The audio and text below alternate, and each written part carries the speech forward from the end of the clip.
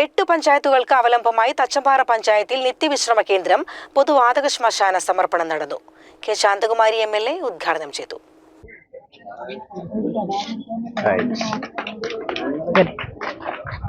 മണ്ണാർക്കാട് ബ്ലോക്കിന്റെ 50 ലക്ഷവും ഗ്രാമപഞ്ചായത്തിന്റെ തനതു ഫണ്ടിൽ നിന്ന് 15 ലക്ഷം രൂപയും മുടക്കിയാണ് നിത്യവിശ്രമ കേന്ദ്രം എന്ന പേര് നൽകി വാതക ശ്മശാനത്തിന്റെ നിർമ്മാണം പൂർത്തിയാക്കിയത്. ആദ്യഘട്ടത്തിൽ ഞാൻ ജില്ലാ പഞ്ചായത്ത് പ്രസിഡന്റായിരിക്കുമ്പോൾ തന്നെ ഓരോ ബ്ലോക്കിലും ഒരു വാതക ശ്മശാനം എന്ന നിലയിലാണ് വിഭാവനം ചെയ്തത്. ഇതെല്ലാം നമ്മുടെ വിശ്വാസങ്ങളുമായി ബന്ധപ്പെടുത്തിക്കൊണ്ടേ നമുക്ക് ചെയ്യാൻ പറ്റും.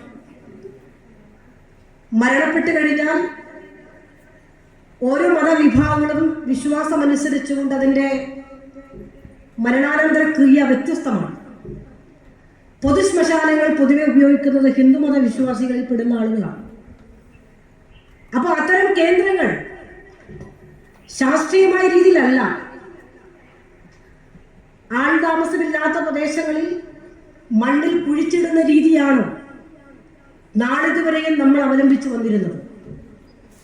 അതുകൊണ്ടാണ് പ്രേതാലയം പോലെ ഒരു ഭയാനകമായ അന്തരീക്ഷത്തിലാണ് ഇത്തരം ക്രിമേഷൻ നടത്തി വന്നിരുന്നത്. അതല്ല ഒരുപക്ഷെ മറ്റ് മതവിഭാഗങ്ങളുടെ വിശ്വാസ പ്രമാണം അനുസരിച്ചു കൊണ്ടുള്ള മരണാനന്തര ക്രിയകളും ആരാധന സംവിധാനങ്ങളും ഒക്കെ പരിശോധിച്ചു കഴിഞ്ഞാൽ കാണുന്നത്.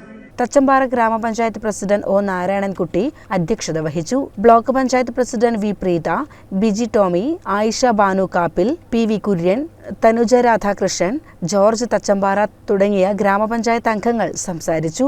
വൈസ് പ്രസിഡന്റ് രാജി ജോണി സ്വാഗതവും പഞ്ചായത്ത് സെക്രട്ടറി ജോസ് ഷിനോയ് നന്ദിയും പറഞ്ഞു. CCN മണ്ണാർക്കാട്.